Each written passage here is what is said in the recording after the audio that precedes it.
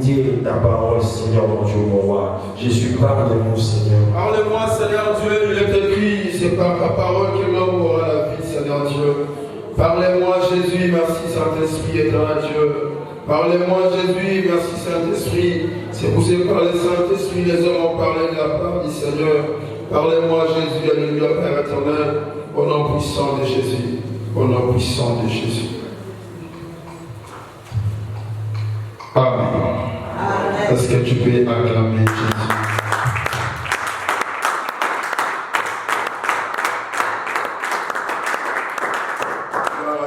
Amen.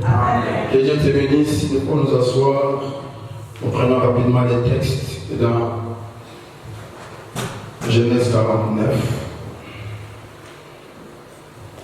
On prend les versets 3 et les versets 4.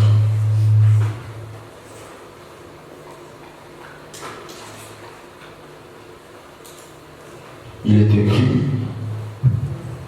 qui va, toi, mon premier-né, ma force et les prémices de ma vigueur, supérieure à ma dignité et supérieure à ma puissance. Impétueux comme les eaux, tu n'auras pas la prééminence, car tu es monté sur la couche de ton Père. Tu as suivi ma couche en y montant, parole du Seigneur. Amen. Nous sommes en train de parler sur le grand thème intitulé la bénédiction des 12 fils de Jacob. Amen. Amen. C'est le grand thème que nous sommes en train d'aborder. C'est un grand thème parce que nous voulons que tu sois béni. Amen. Amen. Notre priorité, c'est que toi, tu sois réellement béni. Bénédiction prophétique. Amen. Amen. Pourquoi ce n'est pas la bénédiction physique? Pourquoi ce n'est pas la bénédiction tangible, mais c'est une bénédiction prophétique? Amen. Une bénédiction prophétique, c'est une bénédiction qui est d'abord spirituelle. Amen. Et par la suite, ça va se matérialiser pour devenir physique. Amen. La bénédiction n'a jamais été physique. Ce qu'on voit dans le physique, c'est le bonheur, c'est l'héritage, c'est la possession, c'est les biens. Amen. Mais la bénédiction, c'est ce qui attire les choses qui peuvent amener l'homme dans le plaisir ou dans le bonheur ou dans la joie. Amen. Cette bénédiction que nous parlons, ce n'est qu'une parole qui pourra être prononcée sur vous afin de pouvoir attirer des choses que le cœur a besoin ou le cœur désire. Il est écrit, fais de l'Éternel ton délice. Et il fera ce que ton cœur désire. Ce que le cœur désire, c'est ça la bénédiction qui arrive dans la vie de l'homme. Amen. Voilà, au moment que nous sommes assises, chaque personne, la chose qui doit être une bénédiction pour mon frère Christian ne sera pas essentiellement une bénédiction pour papa Didier. Amen. Ce qui est une bénédiction pour les frères Christ n'est pas une bénédiction, n'est pas toujours la bénédiction pour notre papa d'ami. Amen. Amen. Toi tu es à l'Europe, tu vis ici. Tu n'as pas besoin, c'est lui qui a obtenu le visa en Afrique, c'est une bénédiction pour lui. Parce qu'il aimait, c'est le désir de son cœur. Il cherchait, et il a trouvé cette bénédiction. Mais pour moi, et toi qui sommes ici, ce n'est pas une bénédiction. Amen. Tant que tu es là, bénédiction du Seigneur, 50 € n'est pas une bénédiction pour toi. 100 € n'est pas une bénédiction pour toi. Mais une personne qui vit dans les fins fonds, dans les grands villages là-bas en Afrique, si tu lui donnes 100 €, quand c'est les besoins de son cœur, c'est une bénédiction. De la même manière, nous qui sommes là, 50 000 € pour Macron, ce n'est rien du tout. Amen. Ce n'est pas une bénédiction. Mais pour moi qui vous vache, si j'obtiens aujourd'hui 50 000 €, c'est une bénédiction. Amen. Mais qu'est-ce qui attire cette bénédiction? C'est la parole prononcée sur votre vie qui va permettre à ce que vous puissiez, même le Seigneur, toucher quelque chose afin de vous faire parvenir dans les résultats souhaités. Amen. Amen. Il faudrait que tu t'attaches aux choses qui bénissent. Il faudrait voudrais que tu cherches à ce que tu sois une personne qui est bénie. Amen. La bénédiction n'est pas visible, la bénédiction est spirituelle. Amen. De la même façon, la malédiction n'est pas visible, la malédiction est aussi spirituelle. Alléluia. Amen. Une personne qui est bénie, lorsqu'il arrive dans un terrain, lorsqu'il tient quelque chose, la chose avance. Amen. Amen. Parce qu'il a la bénédiction sur lui. La Bible dit Joseph arriva dans la maison de Potiphar, l'Éternel bénit l'Égyptien à cause de Joseph. Parce qu'il avait la bénédiction avec lui. Amen. Voilà pourquoi, bien le Seigneur, il faut que tu sois une personne qui désire à chaque instant d'être béni. Amen.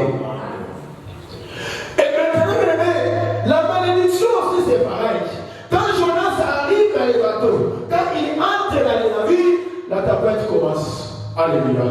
Ça veut dire qu'il a emmené le Seigneur la malédiction. Et toutes les choses commencent à boiter. Parce qu'il est là. Alléluia. Mais quand tu as la bénédiction, partout où tu entres, les choses qui ne fonctionnaient pas commencent à fonctionner. Ce n'est pas le travail qui te bénit, mais c'est toi qui bénis le travail. C'est ce que j'aimerais t'expliquer, que tu comprennes la bénédiction. Ce n'est pas toi, mais le Seigneur. Ce n'est pas l'Europe qui te bénit, mais c'est toi qui bénis l'Europe. Alléluia. Il a commencé à bénir les 12 fils. Il n'avait pas donné des matériels, mais il a prononcé. Amen. Nous avons dit les paroles des justes sont efficaces. Les paroles des sages valent des actes. Amen.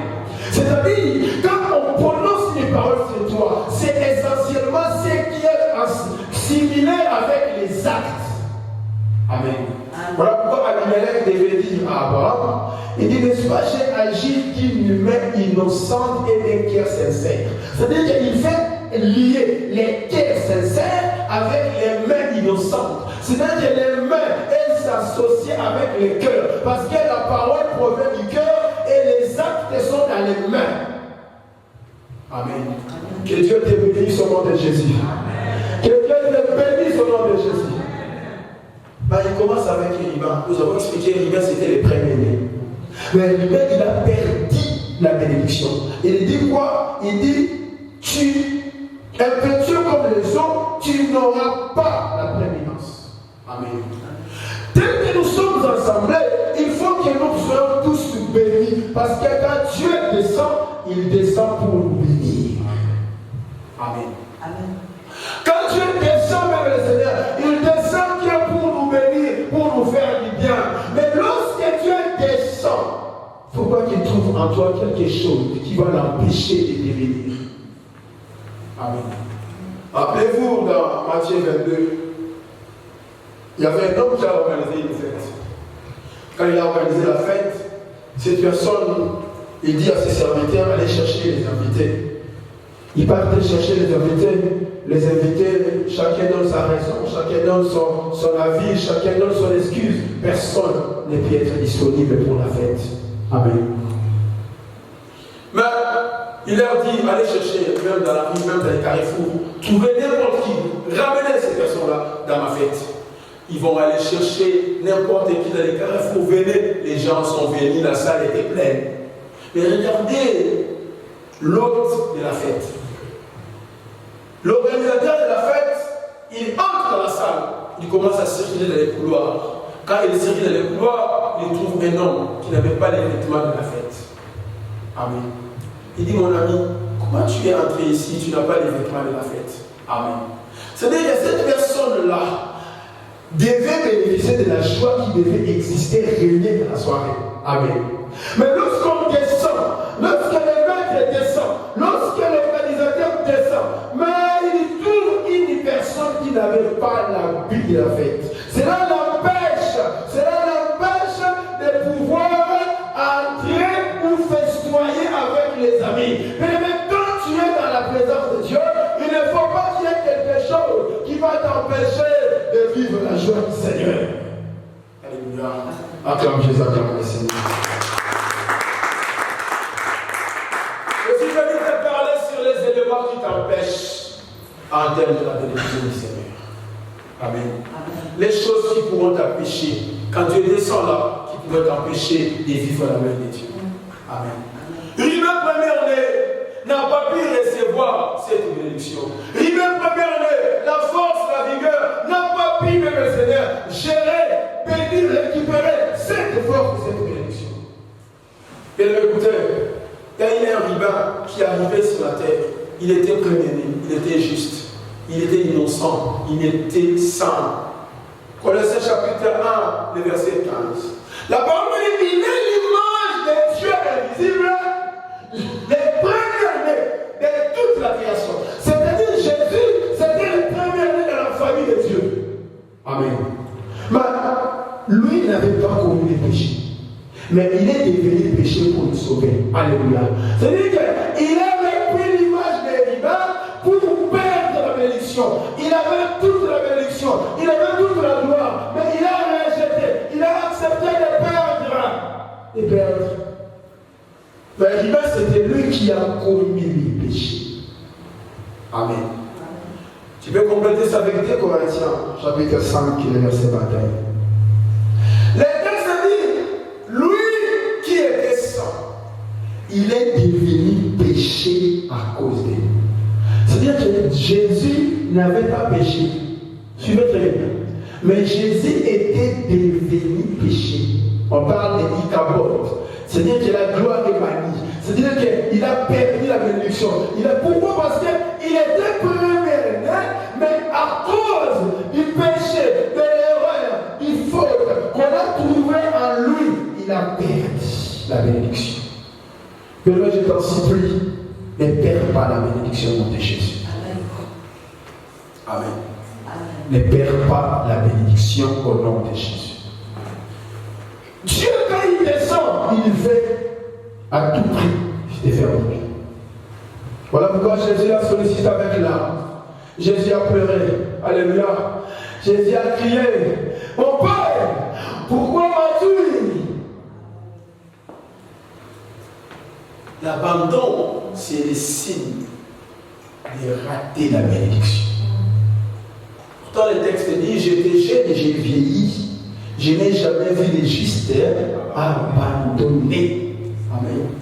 Mais ce jour-là, Jésus fut abandonné. Pourquoi? Parce que Dieu regarde comment je peux déverser ma bénédiction, ma gloire à une personne qui est devenue péché. C'est pourquoi Jacob regarde le rabbin.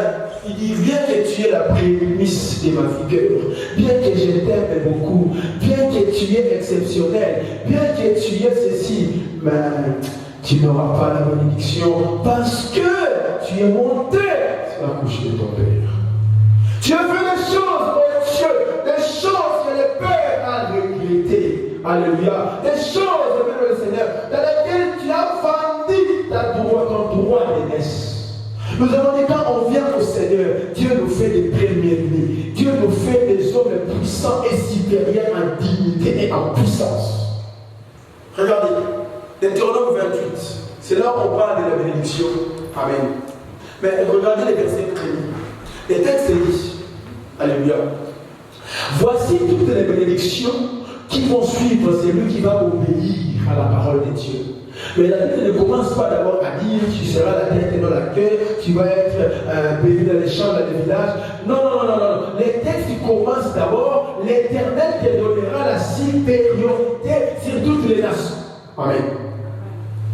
Dieu commence à te donner le pouvoir, la puissance, de faire d'abord première-né. Il faut d'abord que tu sois puissant. Après la bénédiction, les grandes choses, les grands ça viendra la suite. Il faut d'abord que tu sois puissant. Amen. Alléluia. Acclame Jésus.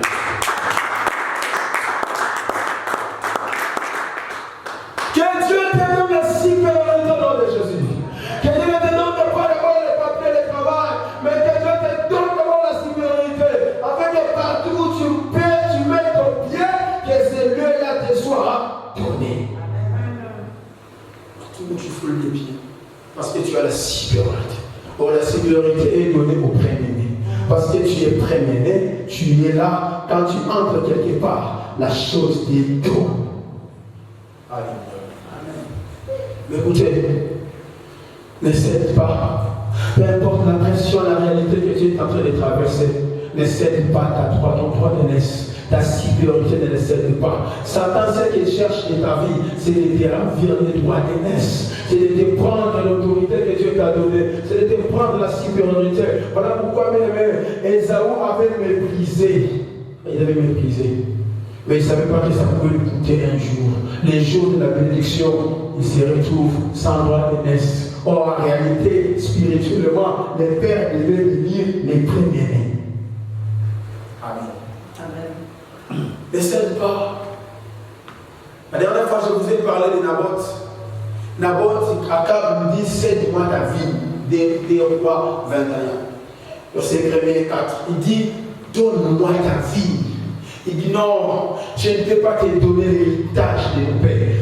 Mais même si la pression augmente, ne donne pas, ne cède pas ton droit d'aînesse, ne cède pas ta supériorité. C'est grâce à elle que tu obtiendras la bénédiction plus tard.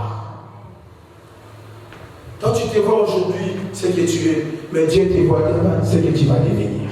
Et Satan aussi voit ce que tu vas devenir. Voilà pourquoi il veut maintenant te prendre les droits d'aînesse.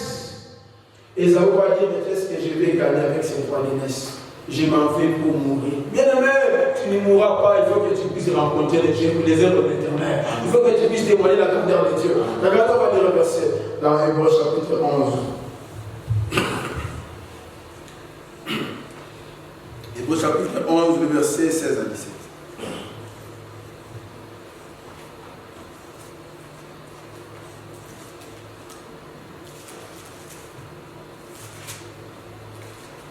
Je vais lire chez moi pour être sûr que c'est bien ça. Amen. Amen. Regardez. Mais maintenant, Hébreux 11, je pense que c'est pas ça.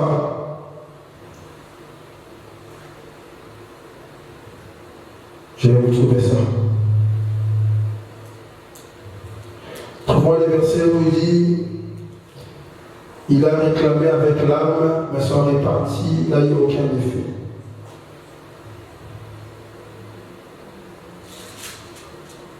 Je vais peut-être ouvrir, ça c'est sûr.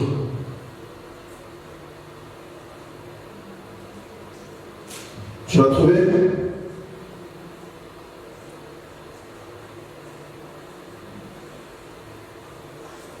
Bon, ça va venir, je vais vous trouver ça. Amen.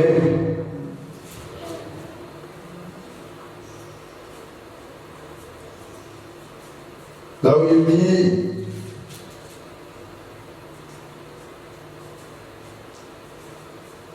c'est le verset, c'est chapitre 12. C'est Hébreux 12, verset 16 à 17. Amen.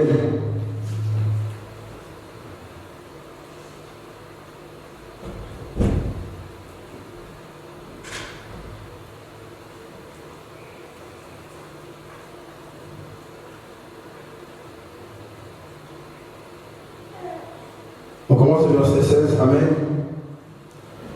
Parce qu'il n'y a ni impudique, ni profane comme Ésaü,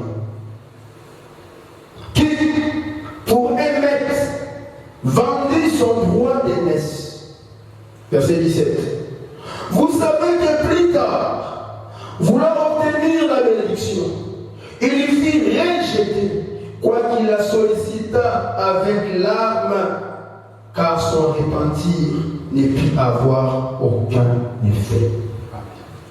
Le texte dit, ne soyez pas profanes, ne soyez pas impudiques, ne soyez pas mondains. Amen. Comme Ésaü, juste à cause d'un maître, juste à cause de quelque chose, de lentilles, de la semoule, un peu de la sauce, il vendit son droit d'aînesse. Amen. Le texte l'appelle un maître. Il dit que Dieu voit ça quelque chose de pas, quelque chose de rien, quelque chose de zéro. Dieu le voit. Il dit, il a vendu son droit d'aînesse. Mais plus tard, il a voulu obtenir la bénédiction. il vit rejeté. J'insiste, frère. Il ne faudrait pas que tu puisses passer le temps dans la présence de Dieu. Mais le jour où Dieu va décider pour te bénir, parce que ces jours-là existent, parce que ces jours-là se trouvent dans le calendrier de Dieu, dans l'agenda du Seigneur, mais il ne faudrait pas que tu sois rejeté. Amen. Une fois, il m'est arrivé, à l'époque où je n'avais pas encore, je n'avais rien, je n'avais pas même un foyer. Je n'avais même pas un toit pour poser la tête. Mais je commence à balader, je venais de la gare pour voir un frère, je me rappelle.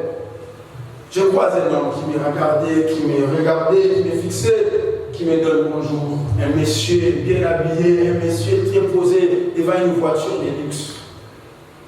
Le monsieur me dit, je te vois, tu es triste. J'ai dit oui, effectivement. Avec la France, on arrive. Puis on commence à discuter. Tu sais, quand tu pries beaucoup, tu ne sais pas d'où ça va venir ta bénédiction. Tu dis peut-être que ça va venir d'ici. Amen. Frère, or l'ennemi voulait récupérer mon droit d'aînesse. Parce que, amen. Combien de personnes ont vendu leur droit d'aînesse? Combien de personnes, bien le Seigneur, aujourd'hui, ils ont perdu la supériorité que Dieu voulait leur donner. Cet homme a commencé à discuter. Il me dit, mais si tu n'as pas de papier, j'ai dit, je n'ai même pas un logement. Et des gens dans la salle, ils savent les situations que j'ai traversées. Ils sont là, les Cercaro, par exemple. Amen. J'habitais à l'église à l'époque.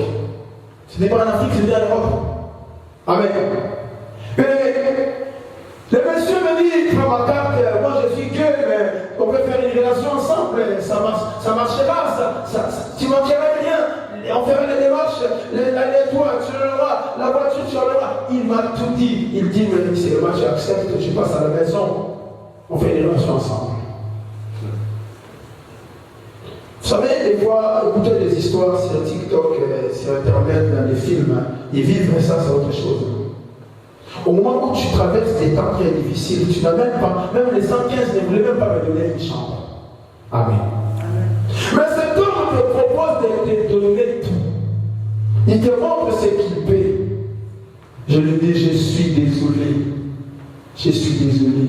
Je n'ai pas été fait pour ça. Ça ne veut pas que j'étais un serviteur de Dieu. Je partais dans l'église à l'époque. Bien aimé, ne regarde pas ce que l'ennemi te propose aujourd'hui. Au prix du péché. Tu sais pas ce que Jésus donnera demain. Acclame Jésus pour ça. Aujourd'hui, Dieu m'a donné toutes ces choses-là. Toutes ces choses-là que lui me parlait. Dieu me l'a donné. Je ne sais pas si un jour je le croiserai, je ne pense pas. De lui dire que voilà ce que tu me proposais. 10 ans plus tard, jamais. Amen. Amen. Même si les prix étaient durs pour l'avoir. Mais j'ai fini par l'avoir. N'importe dit à Akab, même si tu es roi d'Israël, je ne te donnerai pas l'héritage de mes pères. Je ne te donne pas. Même si j'ai faim, Jacob, mange ton repas, mange ta nourriture, je ne te donne pas mon droit d'aînesse. Pourquoi tu me demandes seulement le droit d'aînesse? Comprenez combien de personnes cèdent à l'éternelle tentation. Personne ne le saura aussi. Mais tu es ici, quelque part, tu es la femme de quelqu'un d'autre. Comment c'est ça? Mais les gens, ils cèdent leur droit d'aînesse. Tu ne sais pas 10 ans plus tard ce que Dieu voulait te bénir et te donner. La première des choses, nous avons dit le dimanche dernier, qui empêche l'homme d'avoir la bénédiction. La malédiction qui est passée sur Gita, sur Riban, parce que le Seigneur, il est parti vers la femme et son père. Amen. Et c'est là que le Seigneur a dégoûté les cœurs de Jacob. C'est là que le Seigneur a déplu son père. Quand nous faisons des choses qui déplient Dieu, Dieu ne donne pas sa bénédiction. Amen. La première des choses, nous avons dit, le texte dit clair. Jérémie 48, le verset 10. Le texte dit, maudit soit celui qui fait l'œuvre de l'Éternel avec négligence. Vous savez, la négligence, c'est lorsque tu fais la chose selon ton désir. tu ne fais pas selon les consignes données, mais tu les fais comme tu veux. C'est ça la négligence. Amen, amen. Amen. C'est-à-dire que tu ne sais pas peut-être, mais tu fais des choses. Mais qui ne cadre pas avec la consigne demandée. C'est comme venir à l'église, c'est très bien. Mais si tu ne les fais pas selon les modèles que Dieu attend de toi, tu es dans la négligence. Amen. Servir Dieu, c'est une bonne chose. Mais si tu ne le fais pas selon les cadres que Dieu attend de toi, c'est une négligence. Amen. Bébé, la négligence conduit l'homme dans la malédiction. Ce n'est pas seulement servir Dieu. Les textes disent, maudit soit celui qui fait avec négligence, maudit soit celui qui éloigne son épée du carnage. Nous sommes dans la bataille, nous sommes en guerre, mais toi tu prends ton épée, tu l'éloignes. Tu dis non, moi je vais rester dans mon coin, moi je ne donne pas, moi je ne participe pas, moi je ne vais pas avec eux. Ça c'est aussi une malédiction. Bien écoutez, désire la bénédiction et non la malédiction. Il faut que quand Dieu te regarde, il voit que réellement cette personne est prête à soutenir ma bénédiction. Amen.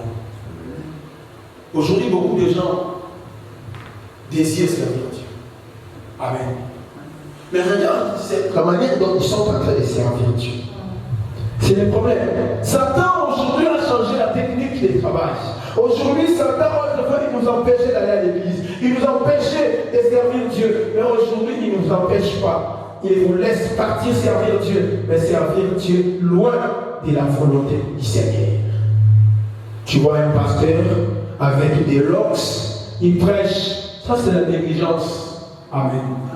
Dieu dit c'est une honte pour l'homme d'avoir de longs cheveux. Ça, c'est la Bible. Alléluia. Fais les choses exactement comme le Seigneur attend de toi. C'est ce qui attirera la bénédiction et la faveur divine dans ta vie. Quand tu viens à l'église, viens pour la bénédiction. Ne viens pas pour la vie des gens. Ce ne sera pas ta bénédiction. Attache-toi aux choses qui bénissent et non celles qui maudissent. Alléluia. Acclame le Seigneur, acclame Jésus. Le premier texte, c'est dans Malachie 3, verset 7. Ah oui, on peut même arriver jusqu'à 10.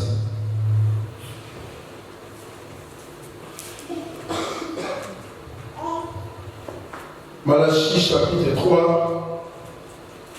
Je vais faire toujours comme je l'avais dit. Sinon, on va tomber dans l'erreur du passé. Malachie chapitre 3. Le verset 7. Il est écrit, depuis le temps de vos pères, vous vous êtes écartés de mes ordonnances. Vous ne les avez point observées. Revenez à moi et je reviendrai à vous, dit l'Éternel des armées. Et vous dites, en quoi devons-nous revenir? Et non trompe-t-il Dieu? Car vous me trompez. Et vous dites, en quoi avons-nous trompé? Dans les dîmes et les offrandes. Verset 8. Vous êtes frappés par la malédiction et vous me trompez la nation tout entière. Verset 10. Apportez à la maison du trésor toutes les dîmes, afin qu'il y ait de la nourriture dans ma maison. Mettez-moi à la sorte à l'épreuve, dit l'Éternel des armées, et vous verrez si je n'ouvre pas pour vous les écluses des cieux. Et si je ne répands pas sur vous la bénédiction en abondance. Amen. Il dit, si je ne répands pas pour vous la bénédiction en abondance. Mais nous croyons à la parole, nous croyons à ce qui est écrit, nous croyons à l'enseignement. Aujourd'hui, j'aimerais t'expliquer sur les choses qui empêchent de répandre la bénédiction en abondance sur la vie des hommes. Bien-aimé, Dieu, le texte dit, il a écrit ces choses dans Romains 15, verset 4, pour notre instruction, pour que nous puissions arriver, bien le Seigneur, à la connaissance parfaite, pour que nous soyons bénis. Dieu veut que tu puisses avoir la connaissance. Même si tu n'auras pas la possibilité d'accomplir Mais il faut que tu puisses avoir d'abord la connaissance. Il dit, vous êtes frappés, verset 8. Il dit, vous dites à quoi qu'avons nous trompé dans les dîmes et les offrandes. Malachie 3 ne parle pas seulement de la dîme, Malachie 3 parle aussi des offrandes. Amen. Lorsque les offrandes ne sont pas données selon le mode que Dieu attend de nous, bien aimé, la malédiction y est là et non la bénédiction. Rappelez-vous la Genèse 27. La maman va dire à son fils, il dit, prends des chevaux, ramène, je ferai un maître comme même ton père, et il te bénira à la place des hommes. Jacob connaissait ces choses. Jacob lui dit, maman, mon frère est venu. Genèse 27, verset 10, 11. Et il dit, mon frère est venu. Quand le père me touchera, il saura que je ne suis pas Ésaü. Et je vais faire descendre la malédiction à la place de la bénédiction. Est-ce que tu l'as trouvé? Le texte dit, je ferai venir sur moi, c'est cette phrase-là que j'entends. Il dit, je ferai venir sur moi la malédiction et non la bénédiction. Cela veut dire quoi? Lorsque nous nous assemblons devant Jacob, devant Jésus, il faut faire venir la bénédiction et non la malédiction. Alléluia. Et mais comment et de quelle manière tu donnes à Dieu? Amen. Vous savez, les offrandes, c'est ce qu'on offre à celui qui est digne. C'est comme quand tu donnes un cadeau à ton fils. Qu'est-ce que tu dis? Je t'offre.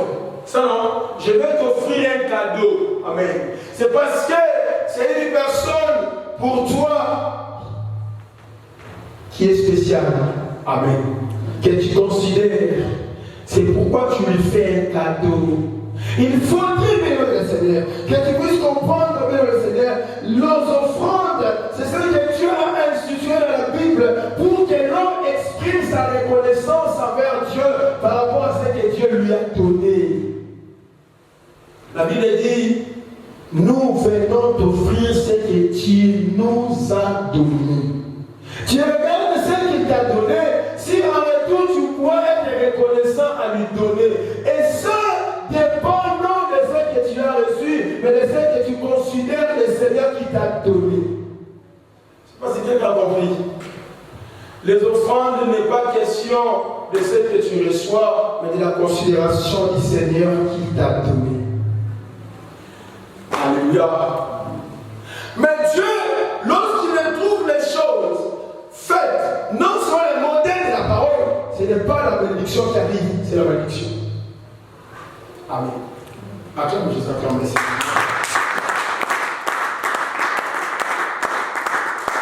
Écoutez bien. En Israël, ils avaient 3 dîmes. J'aimerais t'éclairer sur la notion de la dîme. Parce qu'aujourd'hui, on a beaucoup de travail. Parce qu'il y a beaucoup de serviteurs qui prêchent aussi sur Internet et que vous suivez aussi, que vous regardez et qui disent des choses contraires à la vérité biblique. Amen. Et c'est ce qui nous fait, ce qui nous donne beaucoup de travail. Et des fois, il m'arrive, quelqu'un t'envoie un lien, papa, qu'est-ce que tu dis sur ça? Tu dois regarder, lire, entendre, écouter et répondre. Amen. Beaucoup disent que la dîme, c'est la loi. Dans la dîme, il n'y a plus d'actualité. Il n'est plus question de parler de la dîme aujourd'hui. Parce que la dîme a été instituée par Moïse. Déjà non. La dîme n'a pas été instituée par Moïse. La dîme commence chez Abraham. Amen. Si quelqu'un te dit la dîme c'est la loi, dis-lui la dîme n'est pas la loi, la dîme commence chez Abraham. Abraham, lorsqu'il est revêtu de la guerre, dans Genèse chapitre 14, il passe, il est parti en guerre, il a gagné le combat. Quand il retourne en guerre, il croise un homme qui n'a ni père ni mère. Et cet homme s'appelle Melchisedec. Quand il croise Melchisedec, il regarde Melchisedec. Melchisedec avait les pains, il avait les vins. Amen. C'est ainsi qu'Abraham reçoit l'inspiration et la réputation de lui donner la dîme de tout. Donc, c'est Abraham qui commence à donner la dîme comme signe de reconnaissance de ce que Dieu lui a donné comme victoire. C'est-à-dire que la dîme, c'est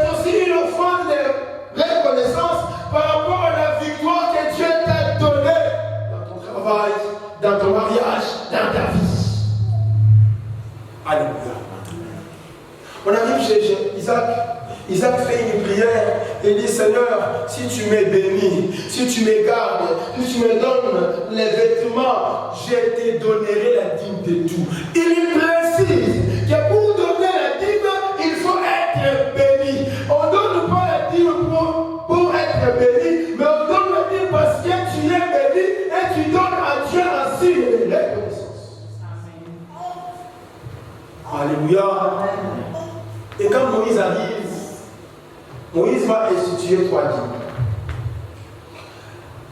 Il y a d'abord la dîme de 3 ans que Moïse avait instituée. Je suis dans Deutéronome 14, verset 20, 27, 22, je sais. Moïse arrive et dit à Israël, d'abord vous allez faire 3 ans de récoltes. Et dans les 3 ans, attendez, j'ai vérifié. Comprenez, si je vérifie, c'est pour que tu puisses être à l'aise quand tu vas aussi contrôler là, chez toi. Deutéronome 14, là, on parle de 3 dîmes. Verset 27, verset 22. Voilà. On commence d'abord à parler sur la dîme dynamique. Moïse a instauré 3 formes de dîmes. Contrairement à Abraham, contrairement à Isaac. Et je te ramène pour te faire comprendre quelle est la dîme que nous on utilise aujourd'hui. Et pourquoi on doit le faire.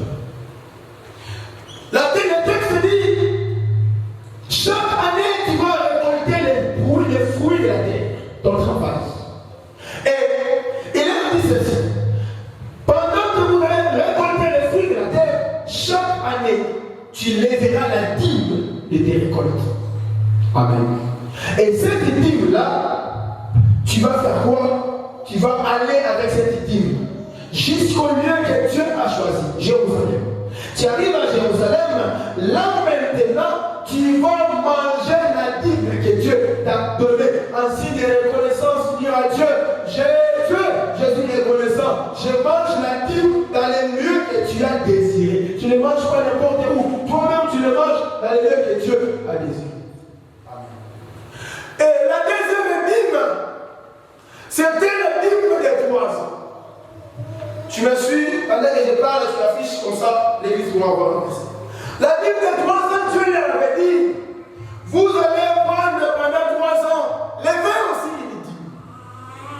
Et ces dîmes-là, tu ne les manges pas. Tu les prendras, tu les mettras devant ta porte. L'orphelin, l'étranger et la veuve passeront devant la porte. Ceux qui viennent avec moi dans un même village, souvent nos frères musulmans, il arrive une période où ils mettent les dons ou les cadeaux dans les portes de leur boutique. Les orphelins, les veuves viennent ramasser. Ça se passe aussi en Inde comme ça. Ça, c'est la dîme des 3 ans. Aujourd'hui, cette dîme des 3 ans est enseignée en termes d'aumône. Quand tu donnes l'aumône à la République, quelque part, quelqu'un te fait la marche, tu lui donnes. C'est ce que Dieu avait déjà donné en amont dans les textes de Deutéronome, qu'Israël devait donner aux orphelins, aux veuves et aux étrangers, aux pauvres. Amen. Donc, ça c'est la dîme qu'Israël pratiquait. Et la 3e dîme, c'était la dîme réservée aux sacrificateurs, à ceux qui occupaient les fonctions sacrées. Amen. Là, je suis dans Nombre chapitre 18.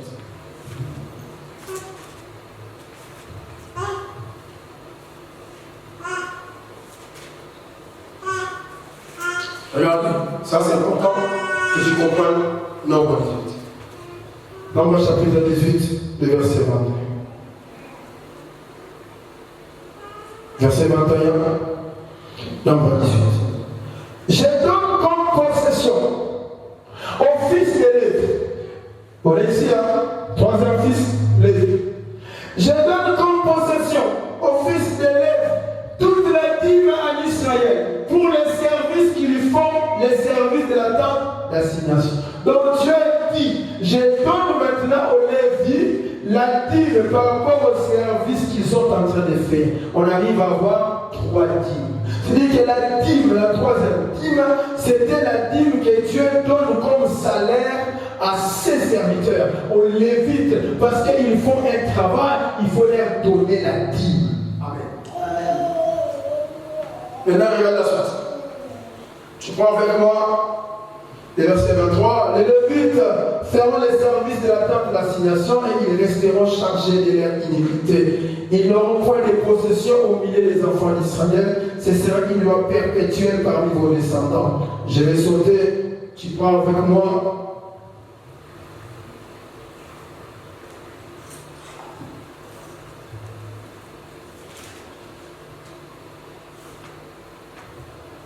On voit les versets 28 à 31. Toujours Nombre 18. Regardez. Il est écrit. C'est ainsi que vous prélèverez une offrande pour l'Éternel sur toutes les dîmes, que vous recevrez des offrandes des enfants d'Israël.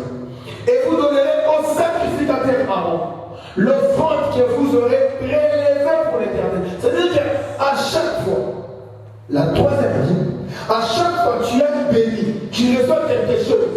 Ce n'est pas attendre une année, ce n'est pas attendre 3 ans, mais à chaque fois, il faut prélever une part d'offrande que tu donneras à Aaron, sacrificateur. Pourquoi? Verset 29.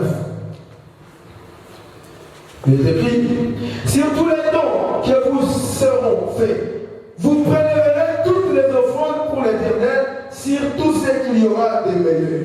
Vous préleverez la portion consacrée. Tu leur diras, quand vous en aurez prélevé les meilleurs, la dîme sera comptée aux Lévites comme revenu de l'air et comme le revenu de la cuve. Cette troisième dîme, le verset 30 dit, sera comptée aux Lévites comme les revenus. Peut-être nous expliquer c'est quoi les revenus. Les revenus, c'est ce qui permet à celui qui travaille de vivre sa vie au travers de ses revenus. Amen. La revenu peut être l'allocation pour l'emploi, ça peut être le salaire, ça peut être ce qu'on reçoit chez nos filles, ça peut être. C'est ça les revenus. Ce qui te permet de vivre. Le texte dit maintenant, les revenus seront donnés au sacrificateur. Si quelqu'un me suit, je suis en train de donner la connaissance pour que tu puisses comprendre les choses, comment fonctionnent. Maintenant, le verset 31. Le verset 31, il dit. Vous ne mangerez en année quelconque, vous et votre maison, quand c'est votre. La troisième livre est considérée comme les salaires de ceux qui accomplissent les actes consacrés dans les tabernacles ou dans la maison du Père. Et pour nous maintenant, on va l'expliquer dans notre temps, on va aller prendre rapidement 1 Corinthiens 9, les versets 12-13. 1 Corinthiens 9. Les versets 13 à 14. Regardez. Ne savez-vous pas que ceux qui remplissent les fonctions sacrées sont nourris par les moutons? Ça maintenant, la troisième dîme entre maintenant en vigueur. J'ai expliqué, la première dîme, c'était il faut aller manger dans les lieux que Dieu a désiré. Mais Jésus, quand il arrive, il a brisé cette loi. La première dîme tombe. Pourquoi? Vous vous rappelez avec moi, Matthieu 21, Jésus arrive dans les temples de Jérusalem, il prend les fouets, il commence à frapper les gens qui vendaient là, dans les lieux que Dieu avait choisis. Pourquoi? Parce que dans les dîmes d'une année, lorsque même le Seigneur, tu es très loin. Par exemple, tu habites Marseille, tu habites Toulouse, et que les lieux que Dieu a choisis, étant que c'est à Paris, il faudrait que tu changes la valeur en argent, tu prends cet argent, tu arrives à Jérusalem, et là maintenant tu vas vendre, acheter la même valeur, la même chose, l'élément que tu avais vendu là-bas, pour que tu puisses consommer dans les lieux que Dieu a choisis. Et maintenant quand Jésus arrive, ces marchés-là, c'était selon la loi. Et maintenant Jésus va détruire ces marchés pour dire maintenant la dîme d'une année, c'est fini. Maintenant Jésus transforme la dîme de 3 heures en enseignement des aumônes, en enseignement des aides. Et la dîme des sacrificateurs, maintenant il explique, il dit, de même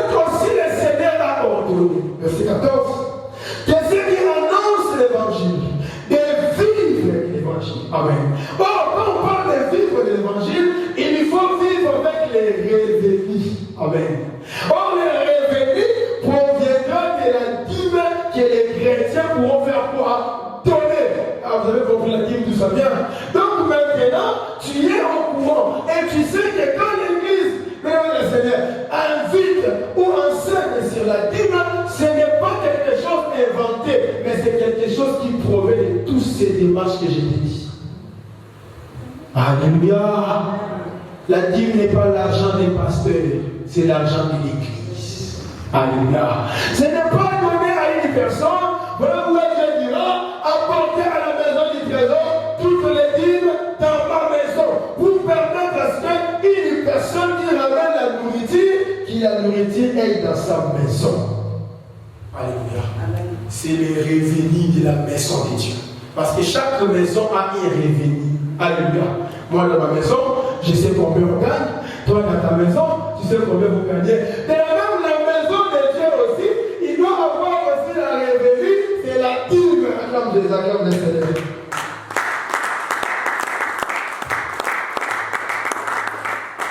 Que Dieu t'aide à comprendre ces choses, afin que tu puisses connaître des choses que tu dois t'attacher pour ouvrir le ciel. Il dit, mettez-moi à l'épreuve si je ne répands pas la bénédiction. Amen. Je vais finir. Troisième élément qui empêche Dieu de nous bénir, c'est les biens mal acquis. Vous savez, les biens mal acquis, c'est des choses que tu obtiens, non selon ton droit, mais selon ta force. Amen. Les biens mal acquis, c'est ce qui empêche l'homme, même si tu es premier-né, tu n'auras pas la prééminence, tu n'auras pas la bénédiction, parce que tu as touché aux interdits. Un jour, Israël va combattre. Il va combattre, il combat un petit pays haï. Le pays haï, c'était un petit pays. Il combat d'abord Jéricho plutôt. Vous connaissez l'histoire de Josué chapitre 6. Israël a détruit Jéricho. Vous savez, c'est jour où la muraille tombe, tout ça, Jéricho tombe. Maintenant, il faudrait que Israël puisse aller maintenant détruire Haï. Et Dieu leur avait dit, pour détruire Jéricho, vous allez rien prendre dans cette ville. Amen. Ne prenez rien dans la ville de Jéricho. Ok, d'accord. Lorsqu'ils sont partis, ils ont détruit la ville. Mais il y avait un homme, un monsieur, du nom de Akam. Akam va aller là-bas, il va prendre les manteaux de Shinéa, il va prendre les lingots d'or, il va prendre de l'argent dans cette ville-là, il va venir, il va les cacher. Il passe au travers de la loi, au travers de l'ordre établi. Maintenant, si tu veux gagner la vie sur cette terre, va chercher du travail, fais comme les autres. Ne passe pas au travers. Ce sont des biens mal acquis. Aujourd'hui, nous qui sommes ici en Europe, on a tous laissé des propriétés familiales en Afrique, où nous avons toujours un ou deux frères dans la famille qui dérangent tout le monde, qui a pris tout ça et fait ça comme c'était à lui. C'est ça qui dérange beaucoup à l'Europe. Amen. Ce sont des biens mal acquis. Il faut faire les choses dans l'ordre. Parce que ça ne t'attirera que la misère, ça ne t'attirera que les grands, les gros. Regarde, on va voir ça. Josué chapitre 7. Si j'arrive à le trouver, ça serait bien. Regarde. Josué chapitre 7. Comme on lit, on prend les versets. Verset 5. Regardez. On commence au verset 3 à 5, il est écrit. Il revint auprès de Josué et lui dit, il est inutile de faire marcher tous les peuples.